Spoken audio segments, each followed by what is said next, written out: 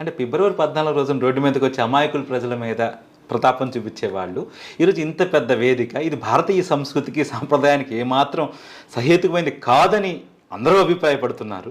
మరి దీని మీద ఎందుకు గొంతు విప్పట్లేదు? ఇది ఇక్కడ తెలంగాణ రాష్ట్రంలో కానీ అది జాతీయ స్థాయిలో కానివ్వండి. వెంకటేష్, గుంపులో గోవిందని అంటారు. ఒక గుంపు నలుగురు వెళ్తుంటే అందులో ఆవేశపరుడు ఉంటాడు, నేనే హీరోని అనుకుంటూ ఉంటాడు. ఈ మూర్ఖుల గుంపు గురించి మాట్లాడకండి, ఈ మోకల గురించి మాట్లాడకండి. ఈ మోక సంస్కృతి గురించి మళ్ళీ ఎప్పుడన్నా మాట్లాడదాం. ఈ మోక సంస్కృతికి అసలు భారతీయ సంస్కృతి తెలుసా? మోకతనం తెలుసు. పొయ్యి మూర్ఖంగా, ఎంత మూర్ఖత్వం అంటే కునాల్ కామ్రా మీద దాడి జరిగినప్పుడు ఫిబ్రవరిలో అతను అక్కడ ప్రోగ్రామ్ చేశాడు, మార్చిలో అప్లోడ్ చేశాడు.